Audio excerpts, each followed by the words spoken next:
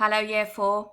Welcome to week 2 of our Sheep Pig book study, where we're thinking about writing a discussion or a balanced argument text. Today we're on session 2 and we're going to be thinking today about a bit of planning and a bit of research, and we're going to write this introduction. So this balanced argument looks at different points of view of an issue, and our issue is, and our question is it right to kill animals? We've got to provide arguments for, yes, we think it is right to kill animals, backed up with evidence, and we've also got to give our arguments against. No, we don't think it's right to kill animals, and here's the evidence to back up the point that we want to make. So it's got to be balanced. We can't lean and be biased to one side or the other, depending on whether we think it's right or not. We've got to let our reader have all the facts so that they can make an informed choice themselves. So I just want to draw your attention to the two types of writing, because these can get a little bit confused sometimes. So we are writing, yes we are, a discussion or a balanced argument this week. And the purpose of that is to present arguments and information, like I've just said, from those differing viewpoints. Okay? We are not writing, no we're not, a persuasion argument, a persuasive argument. And that's to argue the case for a particular point of view and to persuade others to think the same as what you think. Now, we have written that this year in Year 4, but that's not what we're doing now. So we're not trying to persuade someone that it's not right to kill animals for food. We've got to give them both sides. We've got to give them that balanced argument. So I just want to make that really clear. Don't fall into the trap. So here is our shape of a balanced argument, and we've got the start, and here's our reader, and we're pushing our reader through, and we're going to start today by putting our reader through. We're going to walk them through our introduction. Now, before we can write an introduction, we've got to decide on why animals might need to be killed, why we might need to kill them. So I'm going to ask you to pause in a moment, because you're going to need to go off and do some research, and I'm going to go and do the same. We need to find out the reasons why animals might be killed, and then we're going to come back, because we're going to need to use that as the basis for our planning, so that we can start to formulate and think about how we're going to put this balanced argument text together. So I'm going to leave you now. I want you to pause the recording, and I'm going to come back on the next slide where I'm going to share with you the reasons that I found, and hopefully you may have got the same. Now, for your research, it might be that you want to just have a discussion with the adults in your house and your siblings and other members of your family.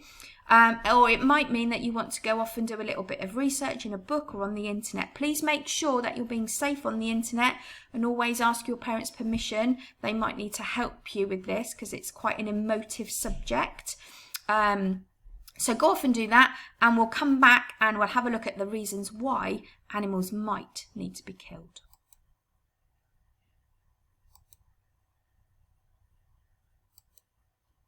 So here we are, we're back. I've done my research and I found 6 reasons why animals might need to be killed. And these are for food. They are if they caused damage to anybody's property or to people. They could be killed accidentally. They could be hit by a car or a bike or a boat, if we're thinking about fish and dolphins in the ocean. They might be killed for medical research purposes. They might be killed for sport, so people that like to go hunting or like to go fishing, or they might be killed for poaching. So it might be that people want to kill the animals to get valuable parts of them, like ivory or their furs.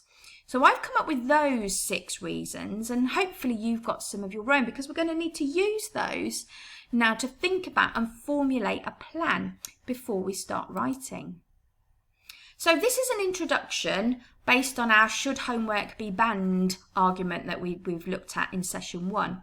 Now, it's important in the introduction that we don't give any of our points away yet. We're going to write those in the argument part of the text.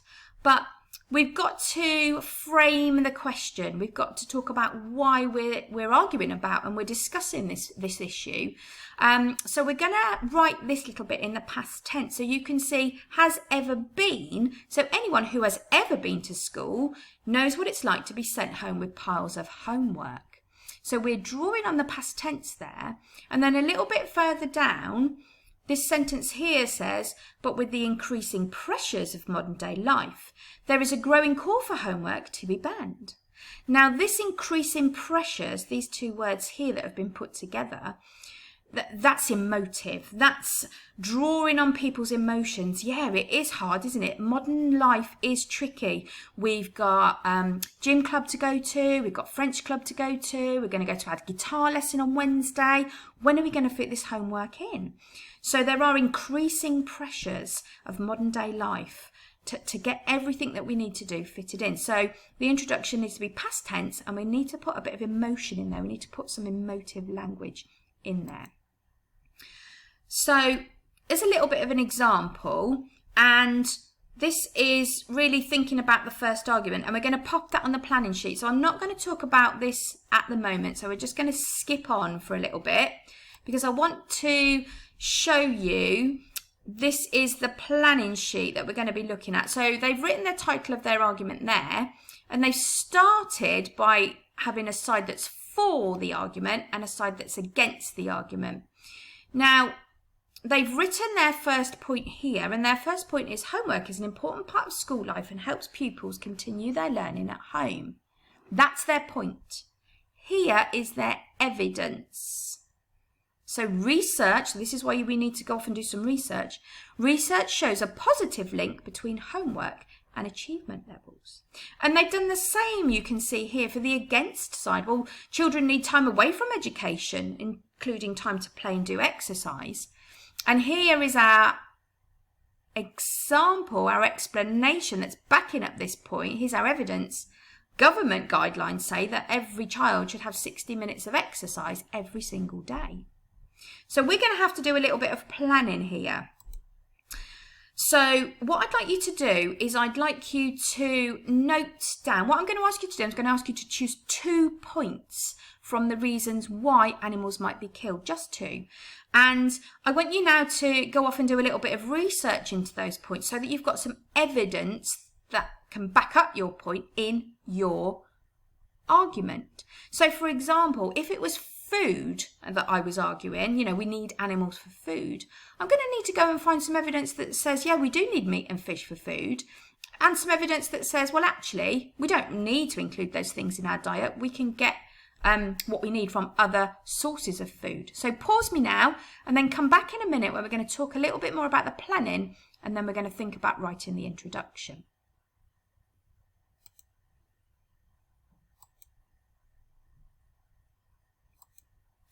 Right, we're back. So I've gone off and I've done a little bit of research. I've done my research, spent some time looking, and I've decided that my first point that I'm going to talk about is this food issue. You might have chosen a different one. You don't have to have the same one as me. It might be that you've chosen causing damage to property and people, and that's absolutely fine. Just want to talk you through the process. So this is the planning sheet, which you can access from the Google Drive. If you don't want to print it out from the Google Drive, that's absolutely fine. You can just use a bit of plain paper or lined paper and just draw a line down and have one side for, one side against. But we're going to need to think about the points. So my first point is we need food for meat, and we need food. You know, we need animals for food. So that's where we get our meat from, and fish. And my evidence for that is that scientists are telling us that we need a balanced diet. And this fish and this meat provides the protein, which is a vital part of a healthy diet. It helps us with growth and repair. And if we haven't got that in our diet, then, you know, we're not having a healthy one. So there's my point. We need it for food. There's my evidence. Now I've got to do the same for the against side. So again, I've gone off and done a little bit of research, and you know, people against hurting animals or destroying animals for food say that actually a meat-free diet can also be healthy and can also be balanced. And Protein can be gotten from, oh look, it can be gotten from grains. That's supposed to say grains. So we can get our protein that we need from grains and pulses. We can get it from nuts and other meat substitutes like tofu and soy. So actually we don't need to hurt animals for food because we can get everything we need from other sources. I haven't written my point 2 on there, but I think my second point is going to be talking about medical reasons that we might need to destroy animals. So I haven't written that on there. So what you need to do now is you need to take, you've obviously got your planning, you've done your research. So if you haven't done your planning sheet yet, you need to go away and do that now. So pause me now, go off and do that, and then come back and we'll finish off the last little bit where we're going to think about writing our introduction today, just our introduction.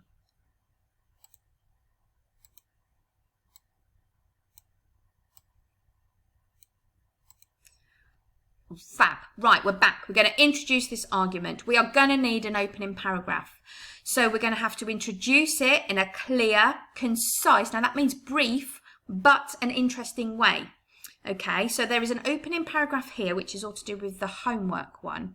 It's written in the third person. Now remember we talked about that in session 1. So that's going to be he, she, they, or it.